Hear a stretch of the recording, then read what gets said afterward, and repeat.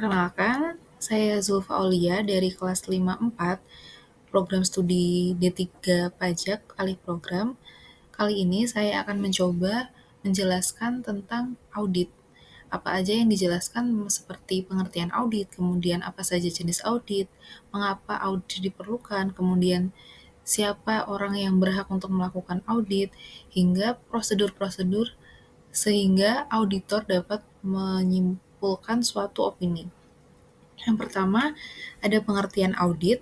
Menurut ISA 200, audit merupakan suatu proses sistematis untuk memperoleh dan mengevaluasi bukti-bukti secara objektif mengenai pernyataan tentang tindakan dan peristiwa ekonomi untuk memastikan tingkat kesesuaian antara pernyataan-pernyataan dengan kriteria yang ditetapkan dan mengkomunikasikan hasilnya kepada para pengguna yang berkepentingan.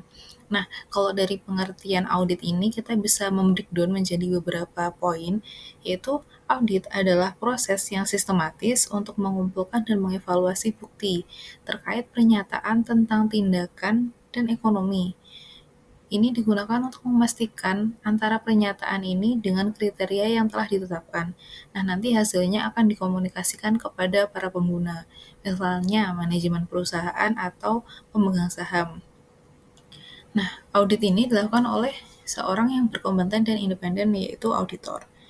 Sedangkan jenis auditnya itu ada 3. Yang pertama, audit laporan keuangan, menentukan apakah laporan keuangan telah disusun dan disajikan sesuai dengan kerangka laporan keuangan. Kemudian ada audit operasional, yaitu mengevaluasi efisiensi dan efektivitas prosedur operasi. Kemudian ada audit ketaatan. Ini untuk menentukan apakah pihak yang diaudit telah mengikuti prosedur atau peraturan yang dibuat oleh otoritas yang lebih tinggi. Kemudian untuk tujuan audit sendiri, yang pertama untuk memperoleh keyakinan yang memadai tentang apakah laporan keuangan secara keseluruhan bebas dari kesalahan penyajian material, baik karena kecurangan ataupun karena kesalahan. Yang kedua yaitu melaporkan atas laporan keuangan dan mengkomunikasikannya ke pihak yang berkepentingan. Kemudian jenis auditor. Nah, jenis auditor ini ada 2, yaitu eksternal dan internal. Kalau di komersial atau perusahaan swasta, biasanya auditor eksternal itu adalah akuntan publik yang tergabung dalam kantor akuntan publik. Kalau pihak internalnya adalah unit audit internal atau satuan pengawasan intern dari perusahaan tersebut. Kemudian untuk pemerintahan, audit eksternalnya adalah Badan Pemeriksa Keuangan atau BPK, sedangkan internalnya adalah aparat pengawasan intern atau API. Selanjutnya ada profesi dan organisasi. Nah, audit ini kan harus dilakukan oleh orang yang berkompeten dan independen. Audit ini dilakukan oleh akuntan publik yang tergabung dalam kantor akuntan publik. Nah, syaratnya yaitu berpendidikan, lulus ujian CPA, dan menjadi anggota asosiasi, berpengalaman, serta mendapatkan izin dari Menteri Keuangan. Nah, organisasi yang menaungi adalah akuntan publik, itu Institut Akuntan Publik atau IAPI. Selanjutnya ada kode etik profesi akuntan publik. Nah, akuntan publik ini juga memiliki kode etik profesi yang memberi gambaran mengenai prinsip dasar etika profesi dan kerangka konseptual, serta penerapan kerangka konseptual pada kondisi tertentu. Nah, apa aja prinsip dasar etikanya? Yang pertama ada integritas, yaitu seorang auditor itu harus bersikap jujur dalam semua hubungan profesional dan bisnis. Kemudian objektivitas. Si auditor ini harus bebas dari bias, terus ada bebas dari benturan kepentingan, dan pengaruh yang tidak semestinya dari pihak lain. Kemudian ada kompetensi dan kehati-hatian. Kompetensi ini terkait dengan auditor harus mempertahankan pengetahuan dan keahlian profesional pada level yang disyaratkan. Kemudian kehati-hatian ini bertindak harus sesuai dengan standar profesional dan standar teknis yang berlaku. Kemudian prinsip dasar selanjutnya adalah kerahasiaan, yaitu auditor harus menjaga kerahasiaan informasi yang diperoleh melalui hubungan bisnis ataupun profesional. Kemudian perilaku profesional. Nah, jadi auditor itu harus mematuhi peraturan perundang-undangan yang berlaku dan menghindari perilaku yang akan menyebabkan anggota terdiskreditkan. Selanjutnya ada standar profesional. Nah, perikatan dalam audit ini ada dua, yaitu perikatan asuran sama non-asurans. Kalau perikatan asuran sendiri ada standar audit, yaitu perikatan audit atas laporan keuangan historis biasanya. Kemudian ada perikatan review, yaitu atas laporan keuangan historis dan laporan keuangan interim. Kalau standar perikatan asurans itu terkait dengan segala hal, namun selain dengan audit dan review atas informasi laporan keuangan historis. Kemudian, perikatan non-asuransi itu ada standar jasa terkait, yaitu untuk perikatan yang disepakati atas informasi keuangan, misalnya prosedur yang disepakati untuk tujuan verifikasi saldo bank. Kemudian ada standar jasa investigasi, yaitu suatu perikatan prosedur yang disepakati atas informasi keuangan.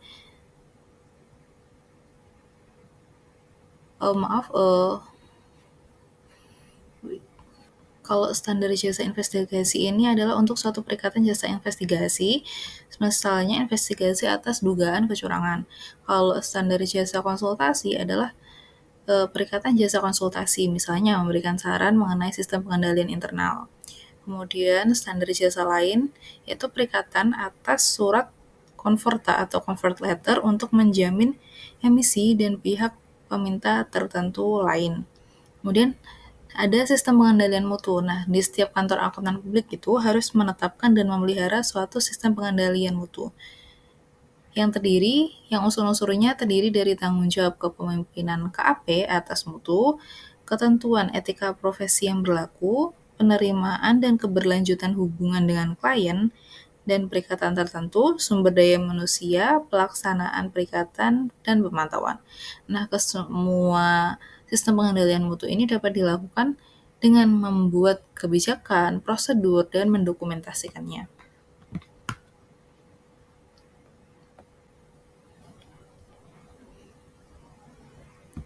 Selanjutnya ada risk-based audit process, yaitu proses audit berbasis resiko. Nah, ini merupakan diagram yang menjelaskan tentang bagaimana proses audit hingga menghasilkan suatu opini. Yang pertama kita bahas terkait tiga ini, risk assessment, risk response, dan reporting. Yang pertama, risk assessment atau penilaian resiko. Ketika kita melakukan penilaian resiko itu, kita dapat melakukan melalui 3 tahap. Yang pertama, mengidentifikasi resiko. Nah, auditor akan mengidentifikasi semua resiko yang dapat mempengaruhi objek audit, misalnya laporan keuangan atau proses bisnis. Resiko ini bisa berupa resiko inheren, yaitu resiko yang melekat pada aktivitas bisnis maupun resiko pengendalian. Resiko akibat kelemahan dalam sistem pengendalian internal perusahaan. Setelah mengidentifikasi potensi resiko, maka auditor akan menganalisis untuk menentukan tingkat materialitasnya, yaitu seberapa signifikansi dampaknya jika resiko tersebut terjadi. Nah, auditor akan mempertimbangkan faktor seperti kemungkinan terjadinya resiko dan dampak potensial terhadap laporan keuangan. Setelah itu auditor akan melakukan evaluasi untuk mengetahui tingkat resiko secara keseluruhan. Nah, tingkat resiko ini akan menjadi dasar dalam perencanaan audit selanjutnya. Yang kedua yaitu risk response. Nah, atau tanggapan terhadap resiko. Setelah auditor tadi melakukan evaluasi untuk menentukan tingkat resikonya, auditor akan merancang prosedur audit yang tepat untuk menguji dan mengatasi resiko. Prosedur ini dapat berupa pengujian pengendalian, yaitu untuk menilai efektivitas sistem pengendalian internal, atau pengujian substantif untuk memperoleh bukti langsung atas saldo akun atau transaksi. Setelah merencanakan prosedur audit, auditor akan melaksanakan prosedur audit yang telah dirancang tadi, melibatkan pengumpulan bukti audit seperti memeriksa dokumen, melakukan wawancara, atau melakukan observasi.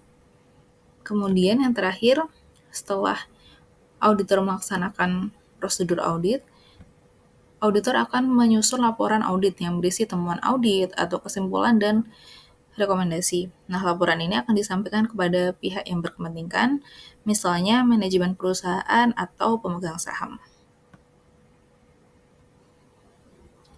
Selanjutnya kita akan masuk ke COSO Framework. Di bagian sini, kita kalau diperlebar lagi, COSO Framework atau kerangka kerja yang dikembangkan oleh Komite of Sponsoring Organization of the Tradeway Commission atau COSO. Ini merupakan inisiatif gabungan dari 5 organisasi sektor swasta yang memberikan panduan dan kepemimpinan dalam hal manajemen risiko perusahaan, pengendalian internal, dan pencegahan fraud.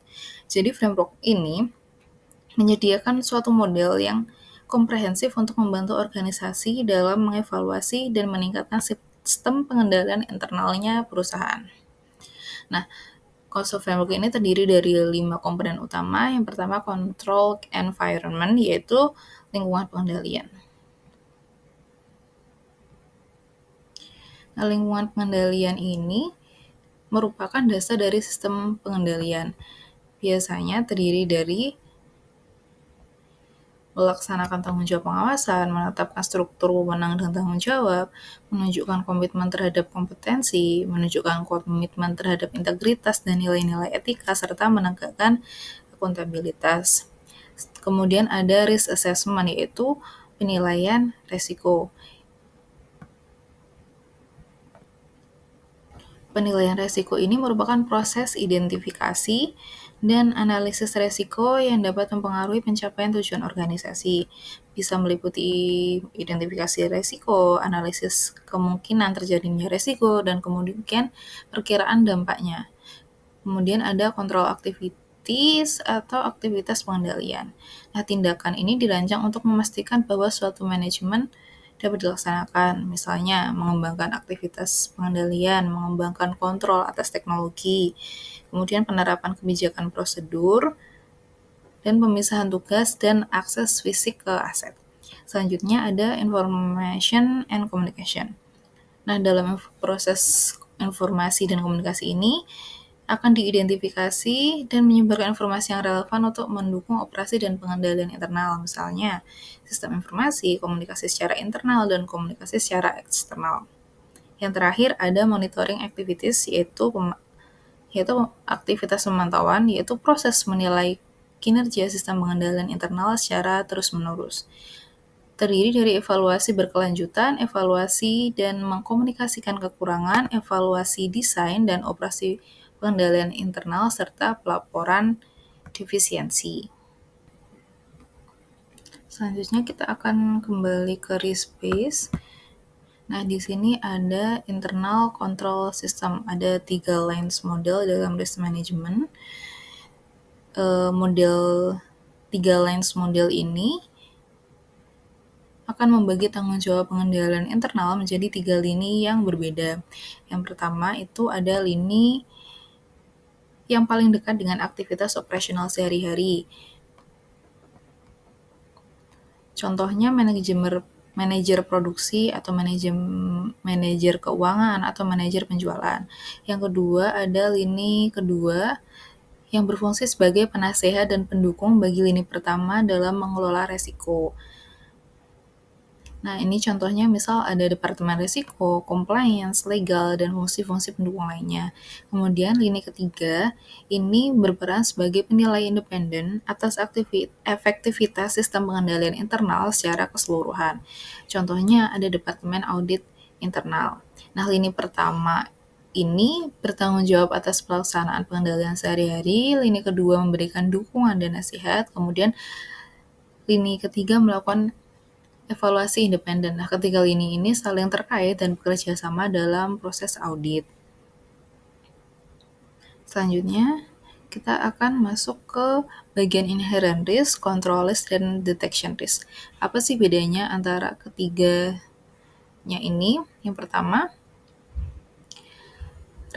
inherent risk atau resiko inherent yaitu resiko yang melekat pada akun transaksi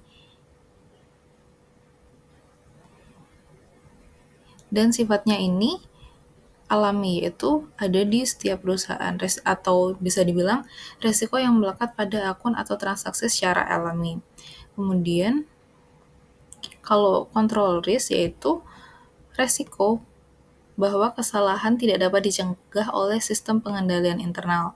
Sedangkan detection risk atau resiko deteksi adalah resiko bahwa auditor tidak akan mendeteksi kesalahan.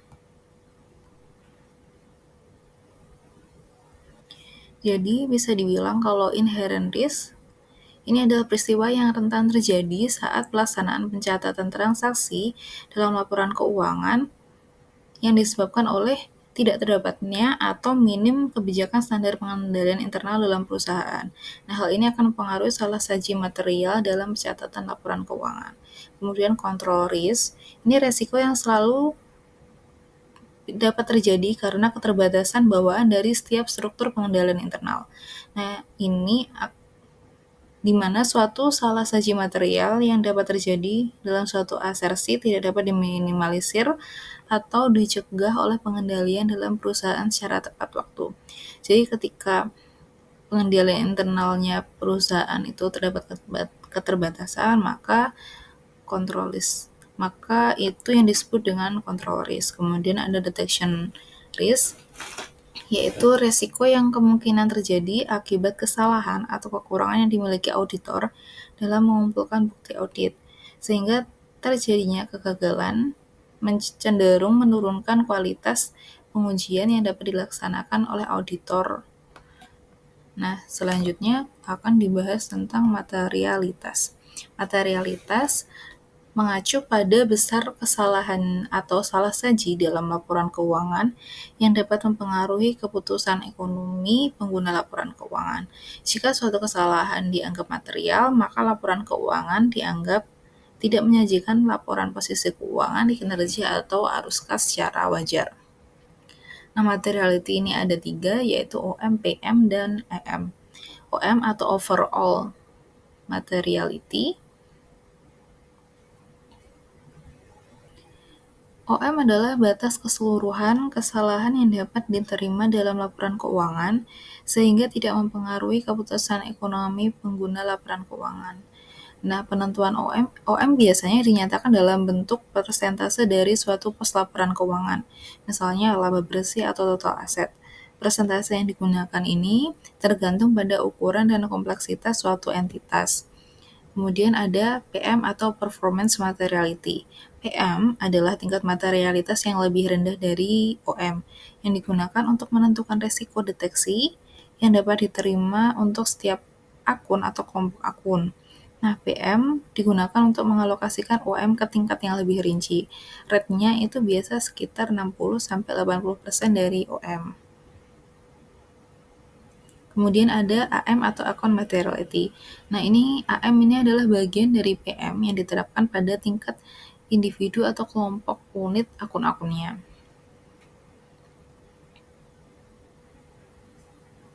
Selanjutnya akan masuk ke bagian daerah sini, yaitu yang pertama what can go, ada diagram yang menggambarkan proses perencanaan audit.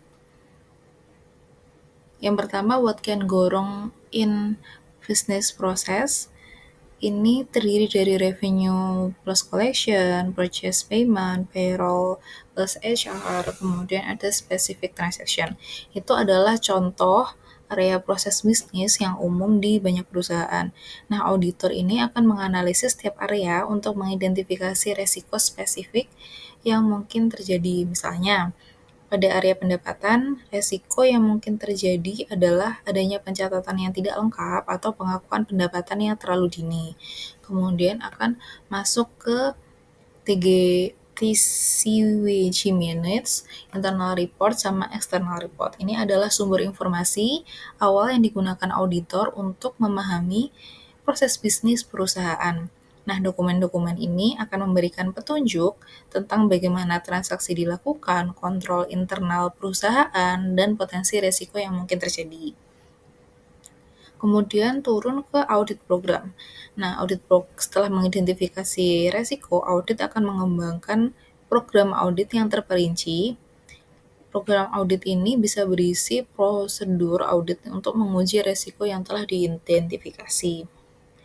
Selanjutnya ada control test plus TOT. Nah, control test ini dan TOT atau test of control adalah pengujian terhadap pengendalian internal untuk memastikan bahwa pengendalian internal telah beroperasi secara efektif dan dapat mencegah kesalahan. Kemudian masuk ke analytical dan TODB atau test of detail of balance.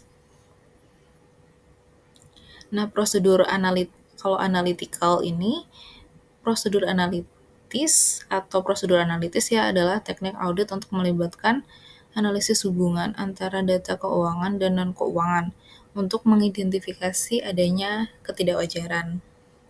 Kalau test of detail balance itu pengujian rinci atas saldo akun untuk memastikan bahwa saldo tersebut disajikan secara wajar. Setelah melakukan pengujian-pengujian, kita akan masuk ke assertion management. Nah, assertion management itu pernyataan yang dibuat manajemen dalam laporan keuangan. Auditor akan menguji asersi ini untuk memastikan bahwa informasi yang disajikan dalam laporan keuangan itu sudah wajar.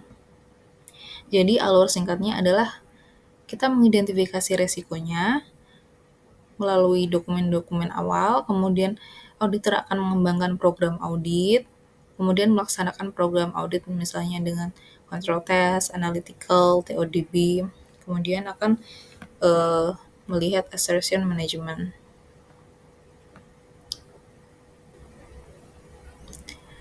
Selanjutnya akan masuk ke sufficient and appropriate evidence atau bukti. Yang pertama ada inspeksi. Nah, inspeksi ini melibatkan pemeriksaan fisik atas dokumen, catatan atau aset, misalnya memeriksa faktur asli untuk memverifikasi keberadaan suatu transaksi. Kemudian ada observasi, yaitu melakukan pengamatan langsung atas suatu aktivitas atau proses, misalnya mengamati proses penghitungan fisik persediaan. Yang ketiga ada konfirmasi, yaitu meminta verifikasi tertulis kepada pihak yang ketiga, misalnya mengirimkan konfirmasi kepada pelanggan untuk mengonfirmasi saldo piutang. Kemudian rekalkulasi itu memverifikasi keakuratan penghitungan matematis. Contohnya, memeriksa kembali perhitungan depresiasi aset tetap.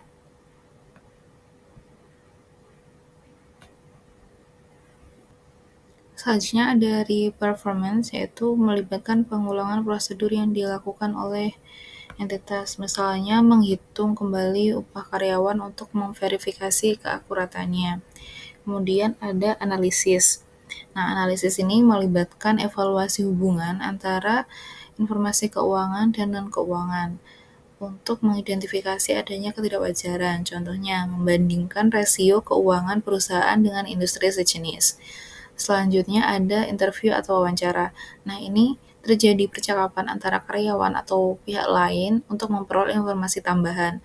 Misalnya, mewawancarai manajer keuangan mengenai kebijakan akuntansi perusahaan.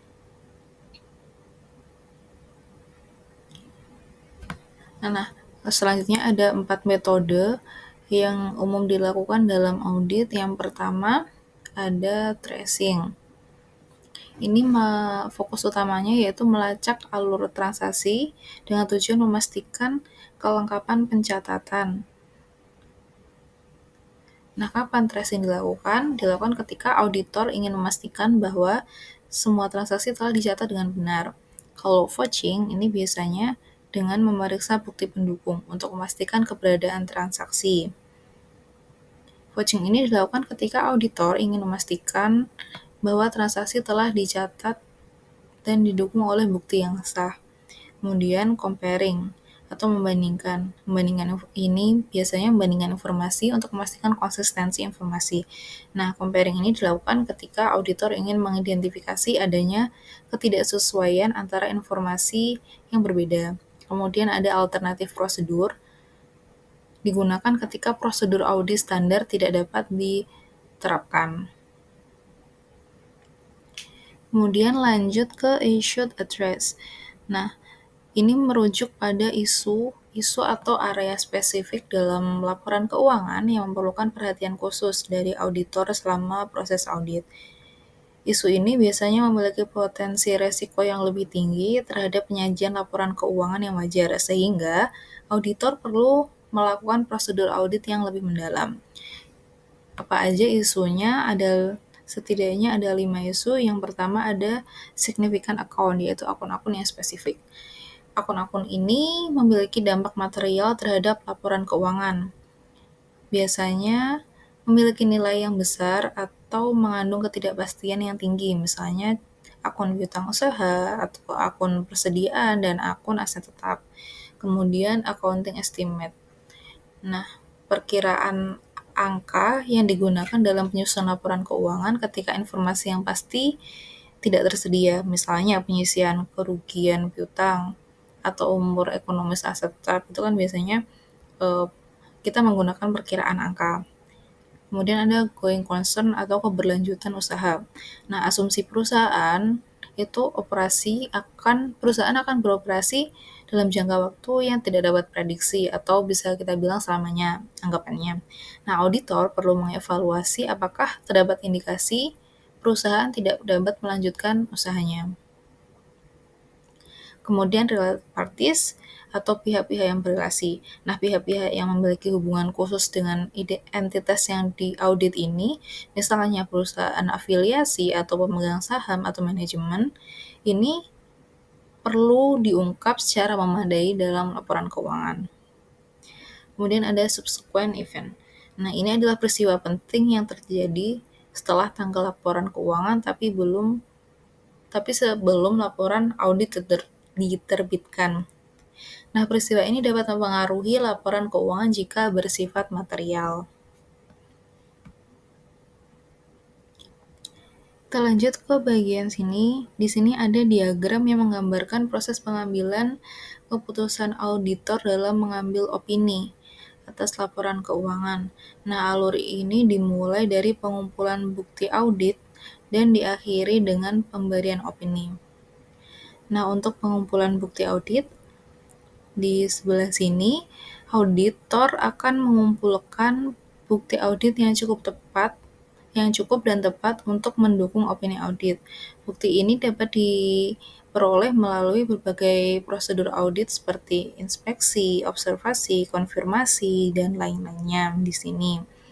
Kemudian, setelah mengumpulkan bukti, auditor akan mengevaluasi apakah bukti tersebut sudah cukup dan tepat untuk mendukung kesimpulan audit.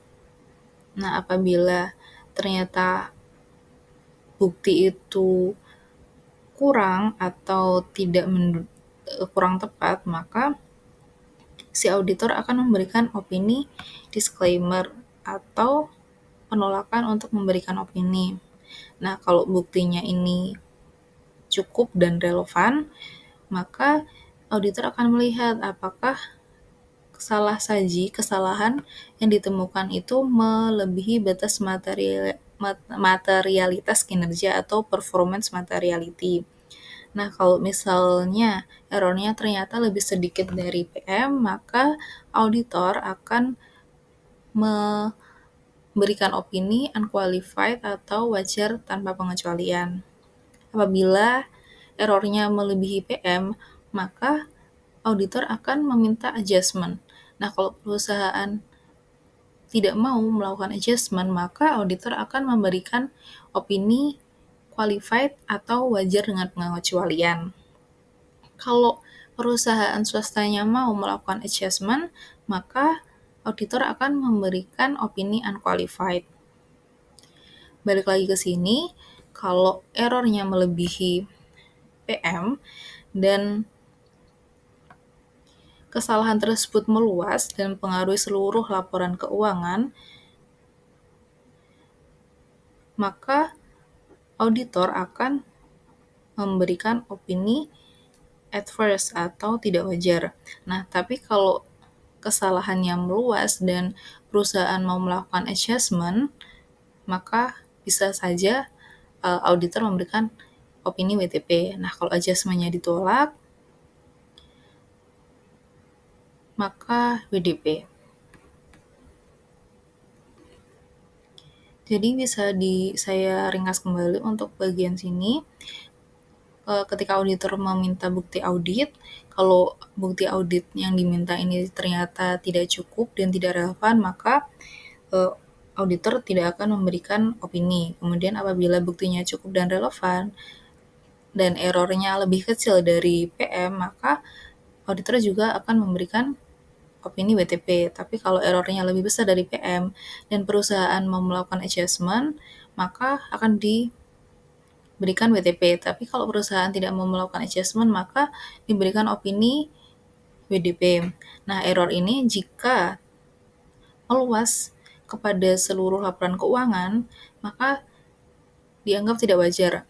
Nah, apabila tidak meluas, berarti balik ke sini errornya tidak melebihi PM, tapi kalau mau melakukan adjustment maka WTP, kalau tidak mau melakukan adjustment maka menghasilkan ini WDP.